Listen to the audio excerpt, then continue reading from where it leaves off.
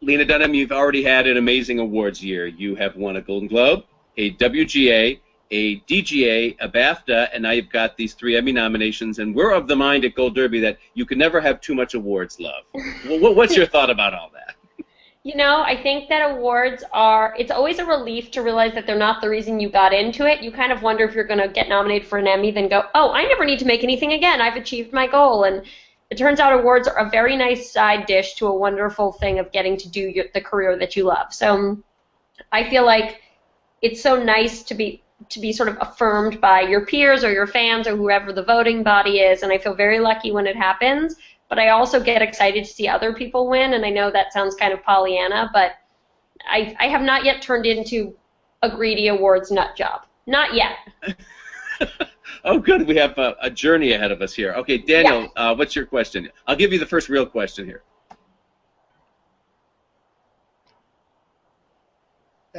Lena, you had 4 nominations for just yourself last year for Girls, and the show was nominated for Best Comedy. Did you have any expectations about how it would do in the second season with the Emmy nominations? Were you eagerly or anxiously anticipating it?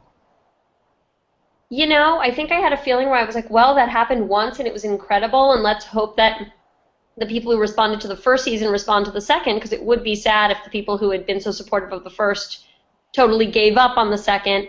But that being said, like, still that morning there was the same fiendish excitement when we woke up and found out we were nominated that there had been the first year. And I don't think we went in feeling at all jaded to the process. We knew that there are a ton of new shows on the air, a ton of great shows, and it's very easy to get bumped right out of that slot, and there's no given, so we were very excited when it happened.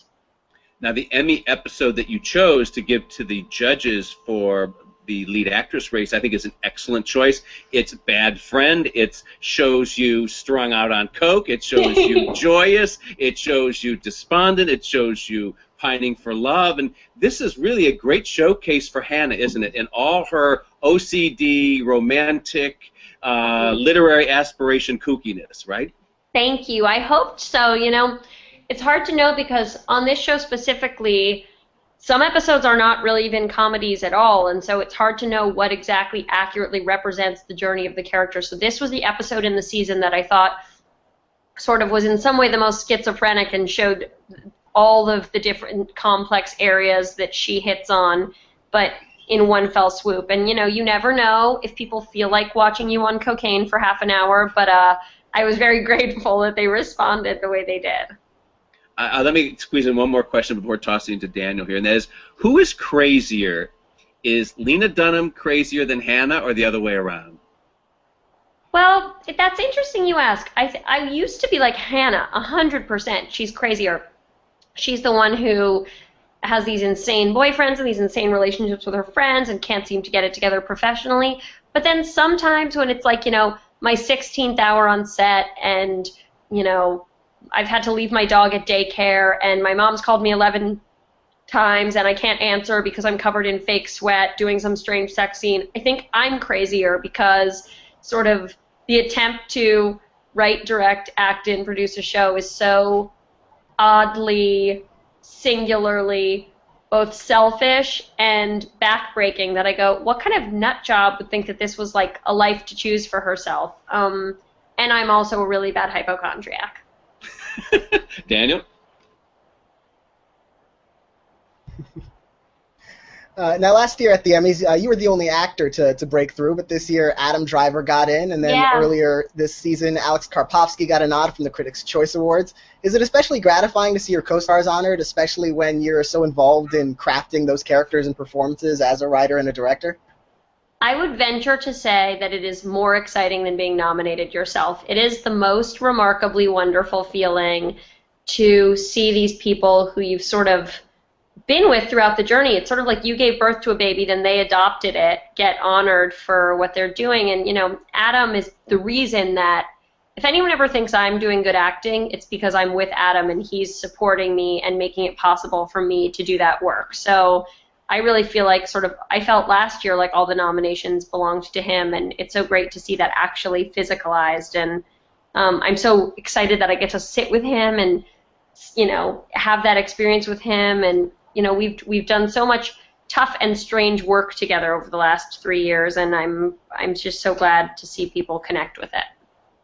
You know, every time that Hannah gets in trouble, she turns to her parents, you know, if she doesn't turn to Adam, and they sometimes encourage her, sometimes coddle her, sometimes push her away. What is the best way to, if you were them and you weren't writing a show that had to have dramatic tension and all of that, what is the best way for them in an ideal world to deal with her?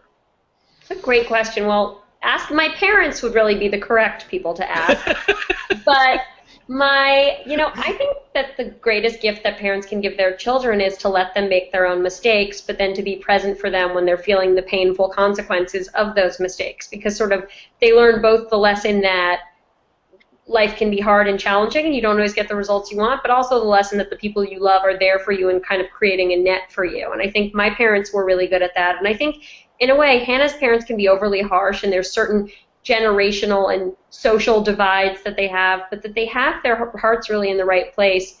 And there is never a moment when Hannah's truly in need where they turn her away, but they also don't coddle her to a degree that gives her delusions about the nature of the world. So I actually tend to think, even though their bedside manner isn't perfect, that they're doing pretty well on the parenting front, although any child could accuse their parents of heinous misdeeds pretty easily. Is Hannah really talented as a writer, or is part of her tragic aspect as a character the fact that she's deluded and thinks she is and she'll never get there? Is she really talented? It's a great question, and it's something that we talk about all the time, and I think she's still figuring it out. I think that there's something raw there, a sense of humor, a spark that we see in parts of her life that, if she could translate to her writing, could be something really exciting, but she's not particularly disciplined. And so I like to believe that she's somebody who's sort of going to come to it a little bit later, and that she has moments of real connectedness and maybe a touch of brilliance in her work, but she also has moments where she's following too many literary trends or not applying herself or not editing. I think she had the drive before she had the skill, and now she's finding the skill. And I think that this season we developed that further, and I hope over the course of the show, that's one of the big questions we're answering. It's not who's Hannah going to marry. It's because at the end of the day, whether she ends up with Adam or whether she doesn't end up with Adam, whether she ends up with married or whether she ends up living alone in a trailer park, she's really on a journey with herself to fall in love with herself and to find her own purpose. Daniel?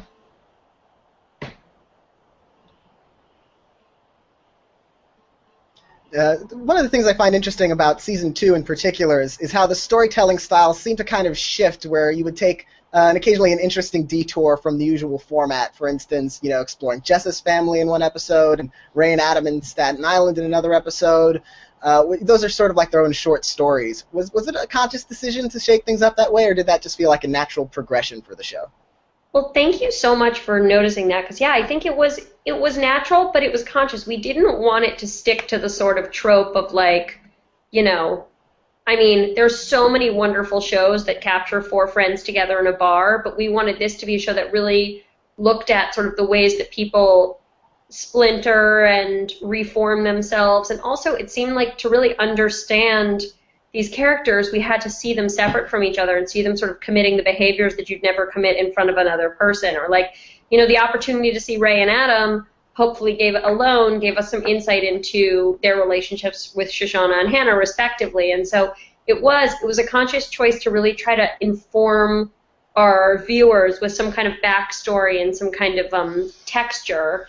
And it's so fun to do. I would say the most fun exercise in the world is not coming up with all the plot twists and turns, but is actually to really, color in the paint by numbers thing of each of their pasts. So I've loved doing that, and casting people's parents is the most fun thing in the world. That's great.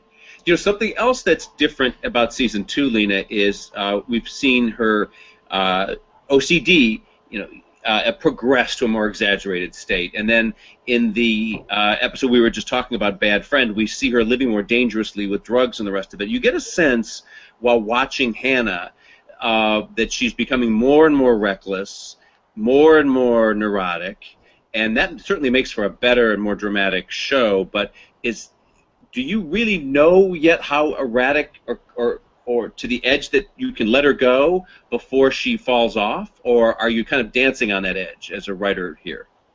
I think we're dancing on that edge, and I think something that's interesting about your 20s is that, it's the moment before people have really become themselves. So it's like, how you always hear, like, you don't know someone's schizophrenic until they're 25 or 26. Like, it's a moment where you don't know if your friends people start to drop off in stages. So the person who just seemed like sort of like your kooky friend in college could turn out to be card-carrying insane and living in the woods. Your friend who seemed a little flaky could end up being a CEO. People haven't found themselves yet. And so I think we're really trying to figure out, because Hannah's trying to figure out, is she such a self-destructive neurotic she can't live a life, or is she someone who just has to get out of her way in order to find success? And I think part of the fun and the drama for me comes from not saving her every episode, because I want people to sort of feel that tension, like, has she gone too far this time? For me as an actor, for me as a director and a writer, it's the most fun stuff to play. And I think our writer's room spends a lot of time thinking about, like, I don't tend to think a lot about likability, but can we come back from this? Can we live with this choice that she's made? Daniel? You've had a number of very interesting guest stars this season. You mentioned the fun of casting people's parents, but you've also had a lot of other interesting guest stars like Patrick Wilson, John Cameron Mitchell, Cara Kane. Your casting director, Jennifer Houston, won an Emmy last year, and she's nominated again this year. What's it like working with her in the process of casting the show? Well, she's amazing. She's an amazing casting director. The minute I met her, I'd never worked with a casting director because I'd always cast friends and family, and I didn't really even know what one did. And I thought, like, well, I can think of actors. Why do I need a casting director? And I didn't realize the amount of vision and rigor that your casting director brings and the new spin they put on every single thing you do. And so I totally fell in love with Jen. Now she's doing Orange is the New Black, which I would argue is like the best cast show on, well, not television, on non-television. but I really love her approach. She's interested in people with unique faces, and she loves to kind of reappropriate somebody, that you haven't seen. A lot of people know John Cameron Mitchell as Hedwig. We don't know him as in his sort of non-drag look, and it's incredibly fun to kind of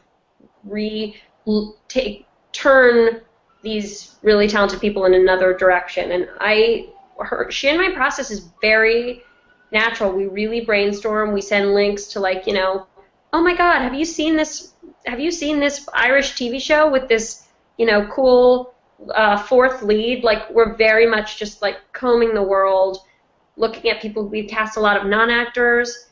Our probably SAG wants to kill us in AFTRA because we are always casting our crew.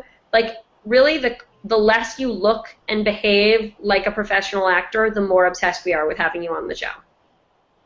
One of our forum posters, Miss Frost, wants to know about the writing process and what do you do to get through writer's block. And before I have you answer that question, I want to give you what I think is one of the neatest definitions of the writing process by anybody I've ever heard, and it is a scene in Lost in Yonkers by Neil Simon when two of the brothers are lying in bed at night, and one of them has just gotten a writing job with CBS, and the other brother says, "Oh, how are you going to do that? How do you write a story?" And the other brother goes, "It's so easy. All you have to do is think of something that somebody really, really wants bad, and then you think of every way to screw it up for them." Wow. But that is amazing. Really a pretty good formula. What do you think of that formula?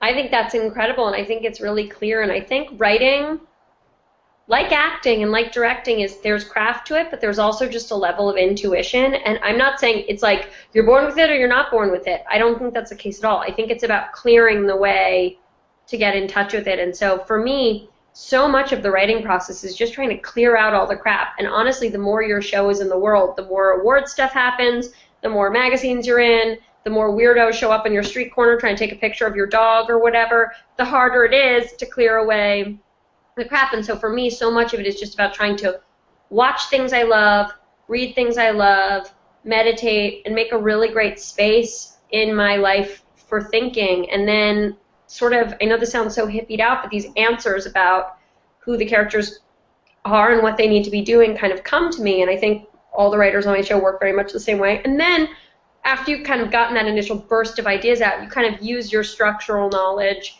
that you've gotten from reading other work, from your work that's come before, and you winnow it down, and you kind of start to really look at what's excess fat and how to make your story kind of like a very pointed arrow that gets right at the heart of what you're trying to say. But I think the first phase of just throwing everything out there and having a very instinctive rush is really important for the second phase of clarifying and honing your work. Last question. Daniel, I'm going to give it to you. Well, you mentioned that to clear your head and clear the space for writing, you watch and read a lot of things that you love. Are there any things that you can tell us about? Any films, TV shows, or books that have specifically informed your writing of Girls? Yeah, I mean, so much. There's so many. I'm a pretty avid reader and viewer, and I'd say the TV shows that I really watched and thought about while we were writing the pilot were Felicity, Mary Tyler Moore, Strangers with Candy, episodes of certain very specific moments in 6 Feet Under. I mean, just really looking at all of this different media that I'd loved that I thought had covered really original ground, and then obviously thinking about sort of great New York stories by everybody from, Chantal Akerman to Woody Allen, and thinking about, writing about women, everything from, Madame Bovary to The Devil Wears Prada. I mean, you just really go into a space and kind of create this soup. And then it's also really important to me when I'm working to watch things. It's my escape. So it's like this year, in the process of making season 3, I've watched all of Orange is the New Black, all of The Fall, all of Nashville. I love such a diverse range of television. As long as there's interesting female characters and, a story that I haven't seen before, then I am 100% in. Well, the Emmy Award is known as TV's Golden Girl, Lena, so we hope that Girls meets lots of Golden Girls in September. God knows you certainly deserve it. It's a pleasure to talk to you. Same here. Thanks so much. Thank you. Bye. Bye.